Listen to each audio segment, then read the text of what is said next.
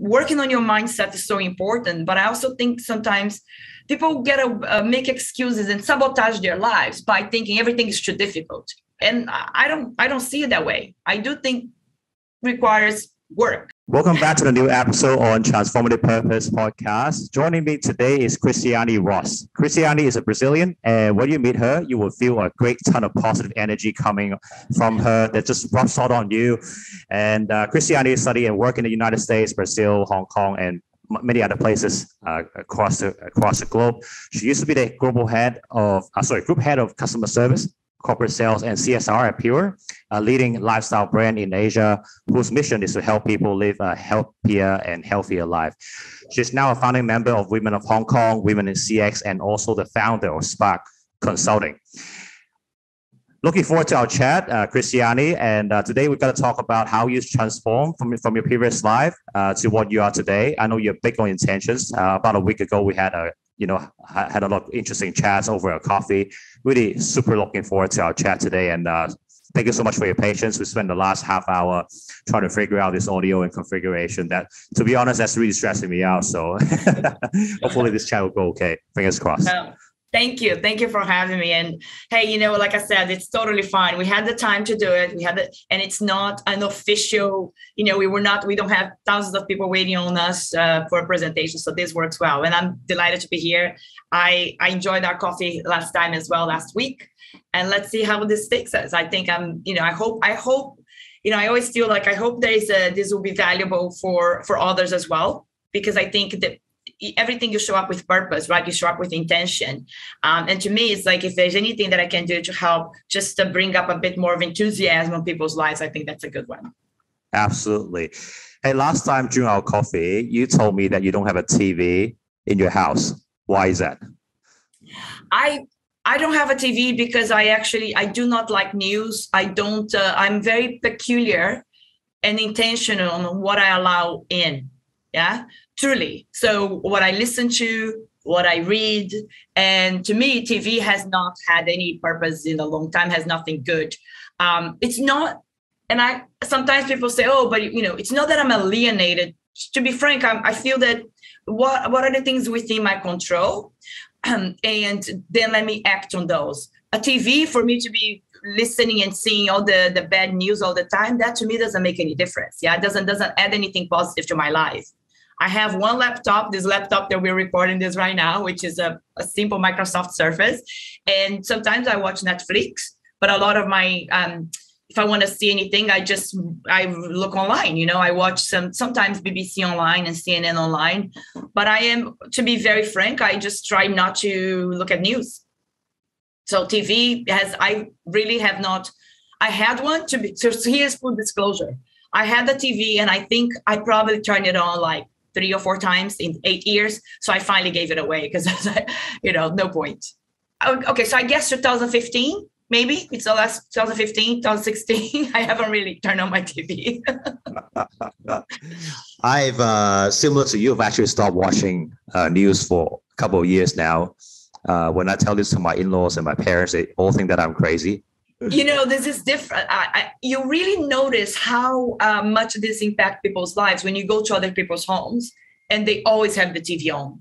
And, noise, a lot of noise bothers me. It really does. I have a very sensitive hearing. Like I can hear everything. So when I'm at my parents' house, for instance, there's 3 TVs and they usually have all the TVs on. And I'm always going around and turning them off. And my stepdad is always like, who turned off this TV? And I'm like, you're not even watching. But it's also, what it is? People get used to it to just have the background noise. And quite frankly, to each its own. But again, I do think there is a subliminal message that you keep listening. And you know what? Your subconscious keep processing the negativity, the bad news, the war, the famine, the corruption. And I just don't need that. But I can understand why your mother-in-law would be like, come on, I've been here. You should be, set up this channel for me. But yeah, hopefully you can. I think there's always other things to do. I really do. There's always other things that I can do. Hey, you spent, 10, 11 years doing very interesting work for a premium lifestyle group called Pure in Hong Kong. And you did that for 10, 11 years? Yes, I worked for Pure for 11 years. I've been in Hong Kong 15 years, and it was such a massive part of my life. And I enjoyed it. I enjoyed it a lot. I truly believe in finding your, and we'll get more to this. To me, you have a few ways of looking at careers, at work, and what you do is either you treat it as a job, and a job really is, I know so many people that just, you do it because you need a paycheck, or you treat it as a career. That's something that, maybe you aspire for something more, or you treat it as a calling. And those years with Pure for me was really part of my life calling, and it taught a lot about myself. I grew a lot personally and professionally as well. And, and it was an incredible journey. I think that's the longest relationship I've had with anything, with anybody. It was with Pure 11 years. Yeah. So, and you were wearing different hats when you were Pure. You were in sales, you were in customer service, you were also doing CSR work, right? And why did you quit, and how did you manage to transform to what you're doing now? Because you're doing something very different now, right? Yeah. So I think perhaps to give a bit of the background or maybe a little bit of a background story to put in context. When I believe that when you find something that, at least for me, when I find something that inspires or excites me, I can feel it. I can feel it in my bones. I can feel it in my gut, so to speak. And I knew I always admired Pure. When I came to Hong Kong, I joined Pure as a member, as just a paying member like everybody. And but I liked it, and I thought the vibe was good. And so I started, in a way, somebody made an introduction to the CEO, and I sent him the CV, and we had literally nearly 3 months of a chat, meeting for coffee. There was no role. So I basically pitched it, and I created a role. This is to say that when I started, it was a completely blank canvas in an office. And he literally said, okay, well, welcome. After interviewed with him many times and interviewed with the CFO back then in 2010, it's like, okay, great, and I said, you're hired and welcome to the team. So I had to come up with, I had to start thinking about what's the best way that I can make an impact, but also what's urgent, right? Like what's the low hanging fruits. So that it started mostly initially was like customer service handling. How can we deal with the complaints?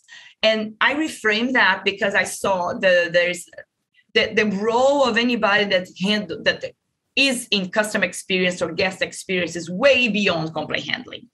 And that discipline has evolved, which is why as the years went by, my role also, I started shaping the role and growing and broadening. One of the first things I did, I did a couple of assessments and stuff, but the way I soon changed, maybe I think it was, I started in 2010, and I think about 2014 or 15, I changed with reason. I went to HR and I went to the CEO as well. And I said, let's change. It's not customer service, it's customer experience, because that changed a complete mentality. Yeah. And of course I would cascade down and meet with all the other, my directors and the teams to explain what does this mean? Because our words have power. Our words have intention. So what the names we use, the words we use, believe me or not, that's why certain companies do so well on how everybody embeds the culture. So changing from customer service, which was always seen as complaint handling, or where if you ever lived in anywhere else, usually customer service used to be where you go in a department store to return, something that is effective. Whereas to customer experience or guest experience is a lot more intentional. We're here to uplift and go beyond. And so that was the first change. But then what happened was I like talking to people. I was, always promoting Pure in my own way. And I saw there was opportunity there. We had some corporate accounts, but it was nothing much was happening. So I started working on that, and then took over corporates as well, and start, developing the relationships again and bringing more revenue. And in fact, corporate accounts turned out to be 40% of the total sales of Pure, which is a big number. And it was a lot of me just going and establish the relationships and then hiring team, etc. And the CSR is because I am genuinely passionate. I think we all should be passionate about the planet that we live in. what can we do to take care of it? I mean, it's the house we have. It's like our bodies, right? How would you not take care of your body when you're going to be living here for the whole years of your life in this planet? And I think it's sad. I hate waste. I feel it really bothers me, really affects me when I see pollution somewhere, trash everywhere. And so I started thinking, okay, let's not greenwashing, because at the end of the day, this is still a company. We're here to make money, etc. But I started pitching and putting that strategy of what can we do with what the resources that we have and still making business commercial sense, that we can start bringing to be more of a bringing sustainability into the picture for Pure and start being a more responsible corporate citizen and like a corporate citizenship, really. And that's how I started taking over the role and adding that to my role. So things evolved because I went after, because I was interested. So that's basically how it paved out. And yes, it was a long journey. I'm always fascinated when people say that they work with a company for a year and a half, and they've made all these transformations, because I'm like, wow, it's not that simple to start, get embedded in the culture, understand, and then make a big change. So I'm glad I had those years there. It was a great experience. I made, great friends, and I learned a lot. I learned a few things from your sharing just now. So when you mentioned you're about to join Pure, you had a series of interviews.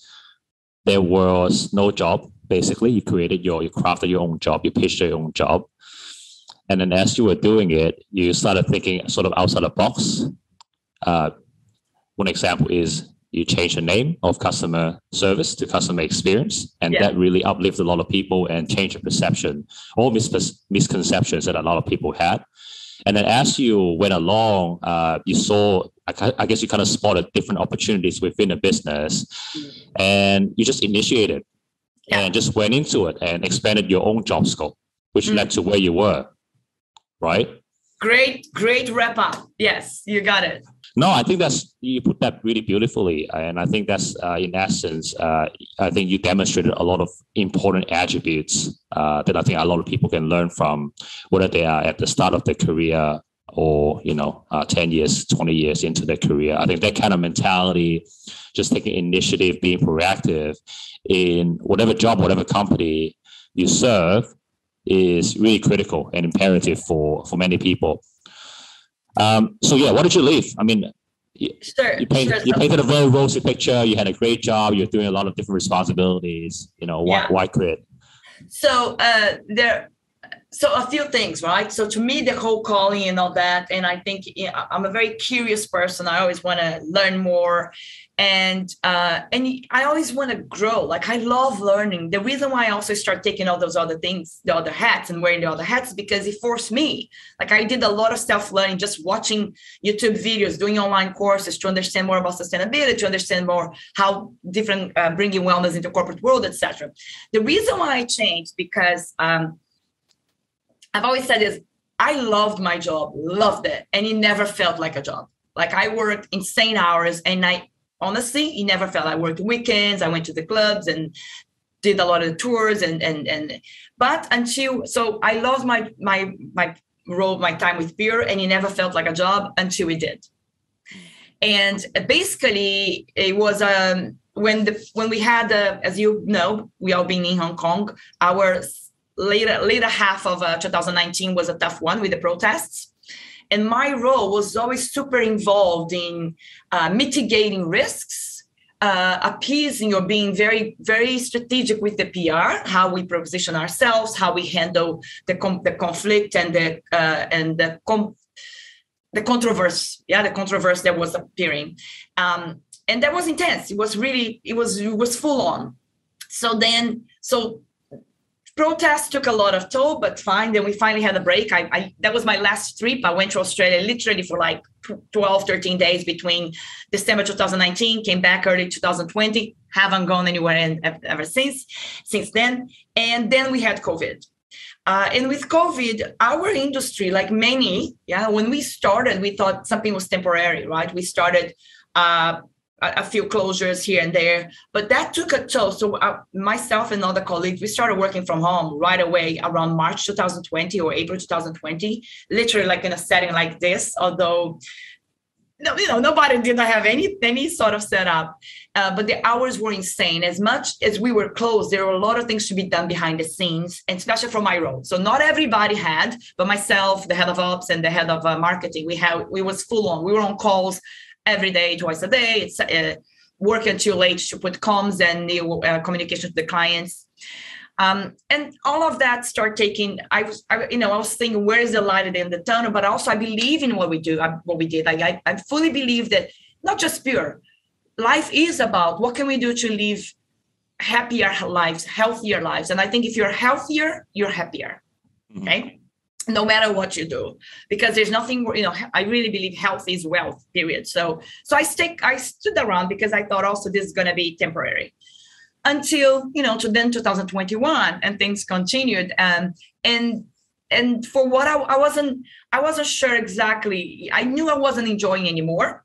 And nobody knew what was going to happen with COVID or not, but I knew that I knew that I was supposed to be doing something else. I knew that I was no longer loving it as much, but I wanted to make sure that what could I've done still to make sure that my team was set in place, that I hired different people, also keep motivating the team. But to be honest, the reason why I left is exactly because I knew after it was time to do something else. I had no idea what.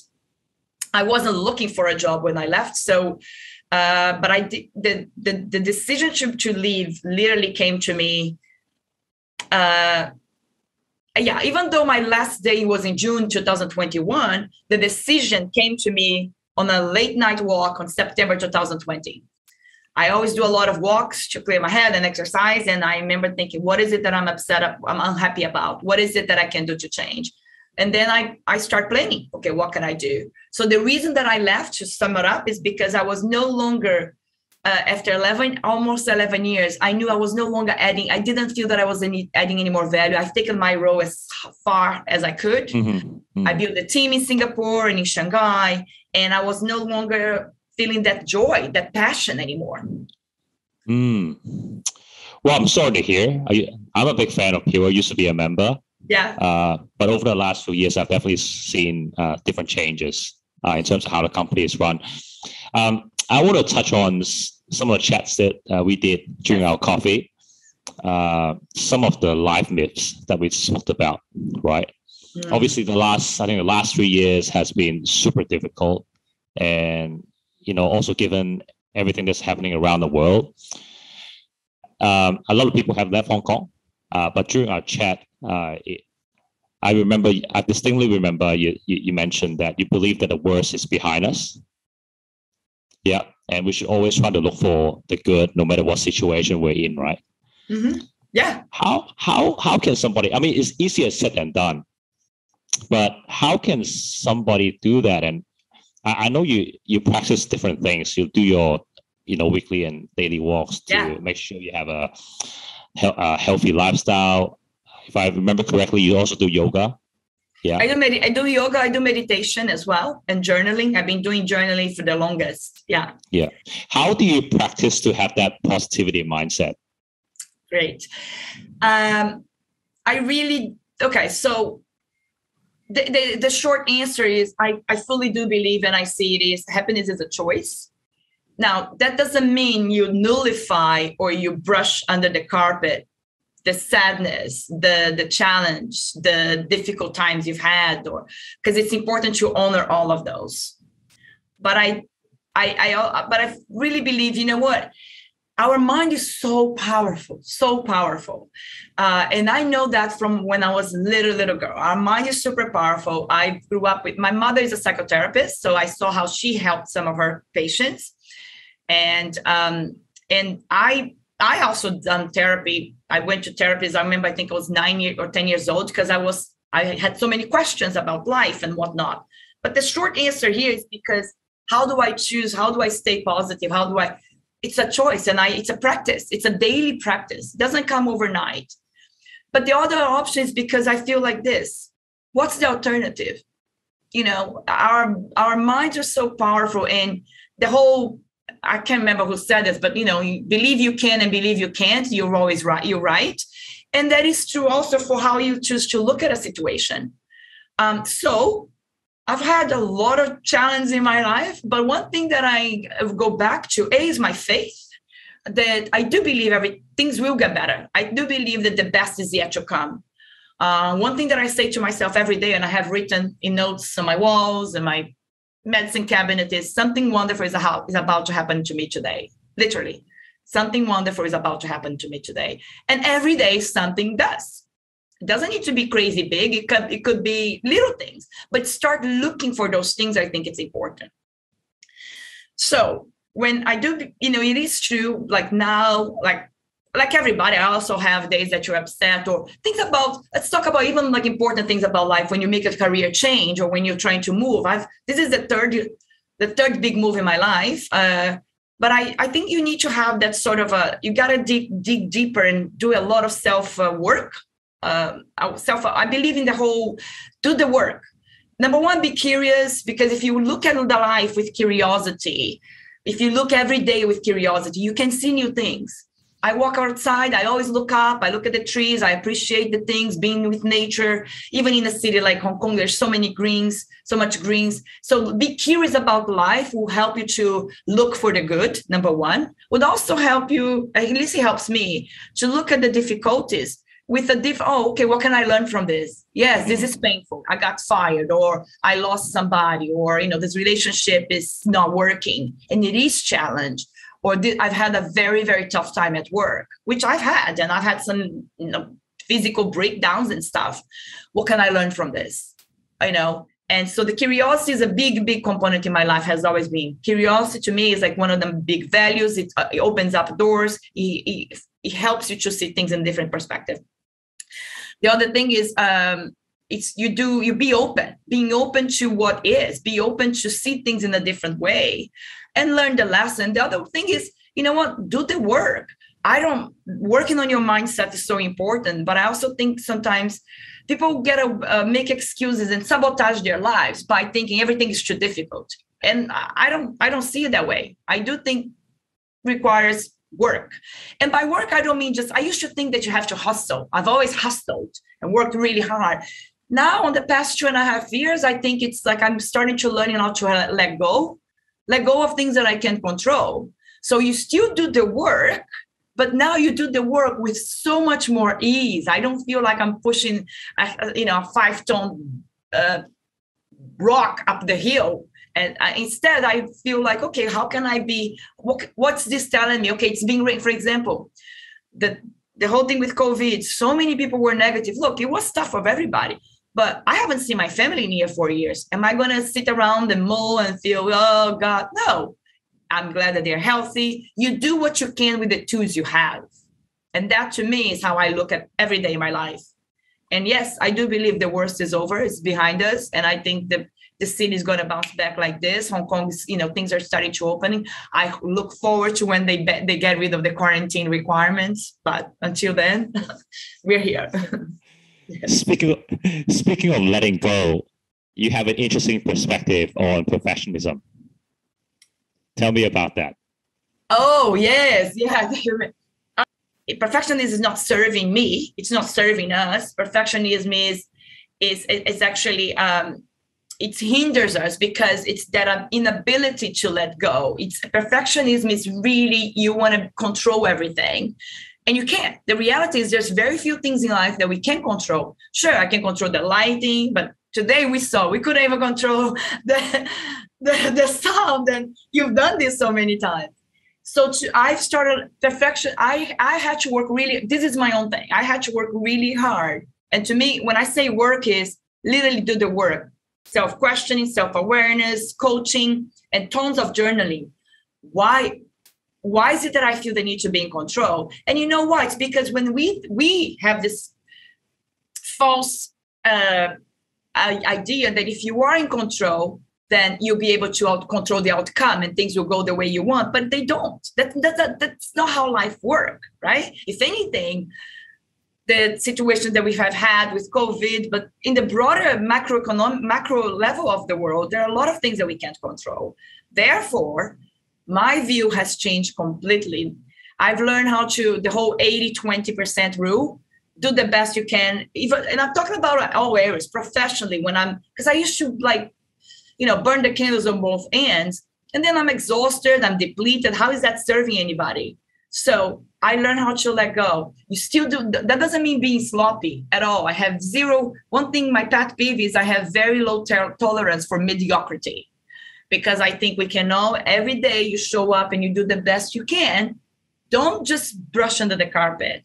But the perfectionism, that change, as in now, done is better than perfect. Because sometimes you just want to, I'm still applying myself, but I'm not going to kill myself and paralyze or not do something or procrastinate because, it's not perfect yet.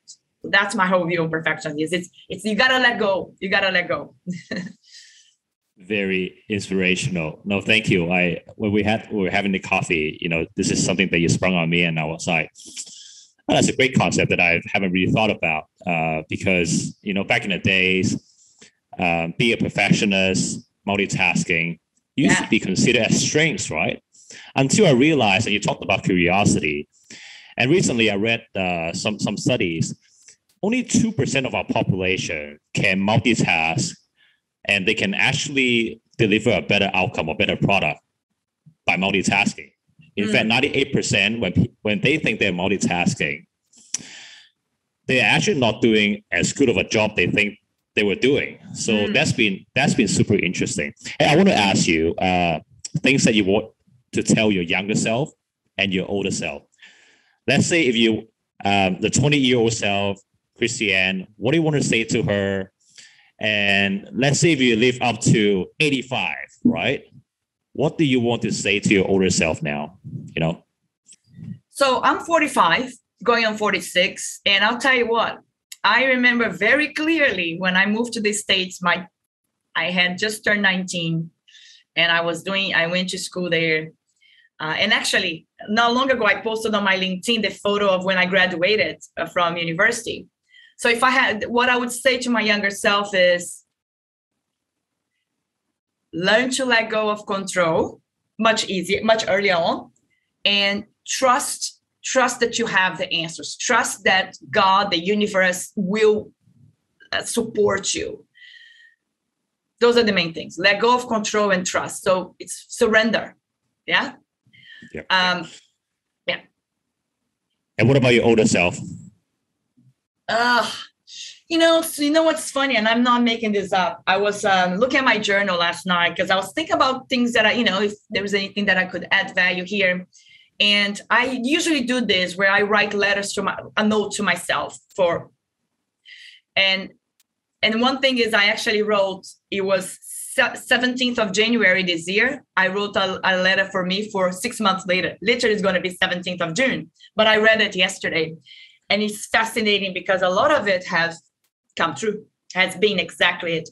So what I would say to my older self, I don't know. I actually think it's probably my older self telling me, but what would I say to my older self? I never thought about it that way. I always thinking about backwards, Aaron. But I think, you know what? I hope I've done you proud. I hope I've continued to be present every day and truly live and enjoy each day. That's another thing for me. I fully do believe each day is a new blessing, is a new gift.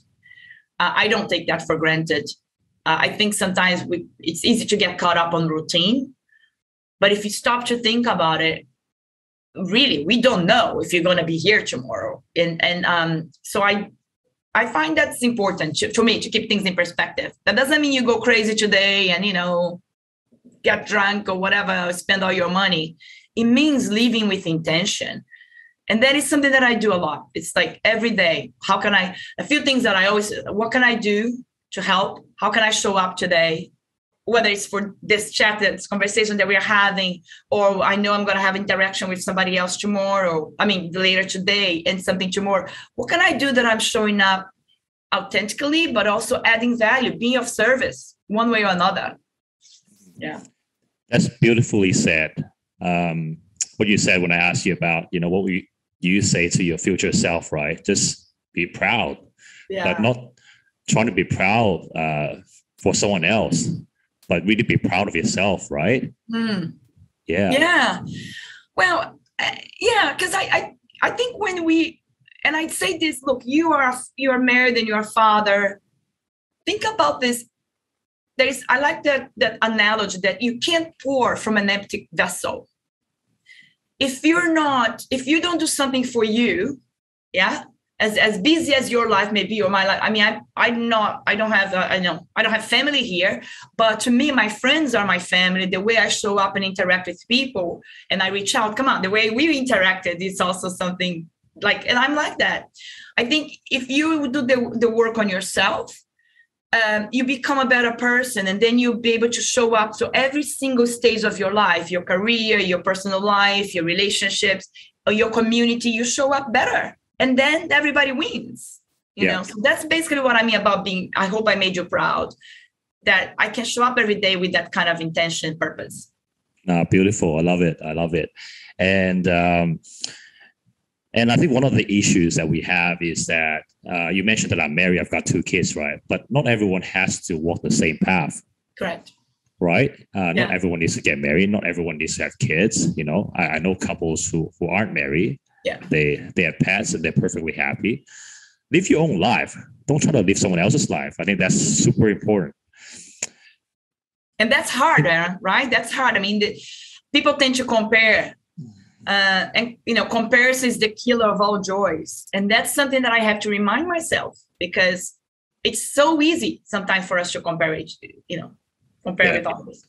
Yeah, definitely. I think we should be more consciously aware when we are judging or comparing others, and also at the same time, I think we need to be more open and more vulnerable to being judged.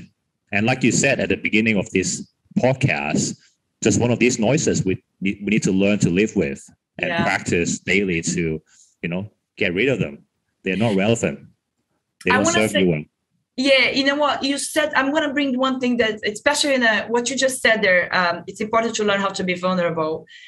Absolutely. One lesson that I learned a bit late, and I'm talking about in corporate world, because I was senior executive, because I had I put the burden on myself that I was always tough, and all my staff, because I'm still friends with them, I'm having dinner with them on Thursday night. They would tell you that I am. They would say, "Oh, Chris I'm a very tough love kind of leader and boss, and I show up. I expect a lot of them because I believe in them, but I also expect a lot of myself." But what I want to get is, guess what? I also had to learn how to let go for my boss, the CEO and the COO. There had been times I wasn't doing well at all. Like I was, I was super overwhelmed because I was saying yes too much. And it got to the point that I had so much on my plate because I'm a doer. Everybody in the company would be like, "Oh, yeah, ask Cristiane, she'll get things done." And I do. I get things done. At what cost? So 2 things. One is, I actually just saw this yesterday, and somebody said something like, yes is a currency. It's a very powerful currency, because when you say yes to something, you say no to a lot of things. And that means you're also adding more to your plate, number one. So I learned how to say no in corporates, which is tough, because especially for women, I don't mean to put this in any sort of I feel like I have to prove myself so much. I don't anymore. Now I made peace with that. But learning how to say no when there's like, you know what? Sorry, I have a lot on my plate already. I cannot do this additional project that you're asking me. That's going to take me and my team X amount of days when I have so much already on my list. The other thing was really being open to my boss one time and come to his office, cry and say, "I'm not well. I'm not good. I'm overwhelmed. This is exactly the toll that's happening on me." And I do a lot of self-soothing and self-stress relief, but tell you what, boy, I was not in a good space. And he was just like, whoa, because people think the tougher you are and the positive person, but there's enough, So learning, those are just 2 things that I want to share, because you mentioned the vulnerabilities. Be brave. Be brave enough to also speak up and say when you do need help. And I only learned that seriously in maybe 3 years, 2.5 years ago. So, I want to end this episode with something a little different, something I haven't tried with the previous guests. I'm going to ask you 3 questions. Good. Yes. And in each of these 3 questions, I want you to give me one word, just one word in your answer. Oh my God, you know how hard that is for me. And you cannot think about it, okay? Just answer them as truthful as you could, all right? Just have a little bit of fun, all right? You ready? Yeah. Okay. How are you feeling right now? Alive. What can we do more of to become a better self? Help others. Help. And name one thing we should all stop doing. Complaining. Beautiful. Fantastic. Hey, thank you so much for having you on this podcast. Again, I'm really sorry about this morning, about this technical glitch. And thank you so much for your patience. I really enjoy our chat. Thank you. And I'm really looking forward to seeing you again. Yes, then we'll have to meet up again, another coffee, and then we'll do a hike or something. Yeah. Thanks so much. Sounds great. All right. You have a great day. You too. I'll see you soon. Cheers. Bye. Bye.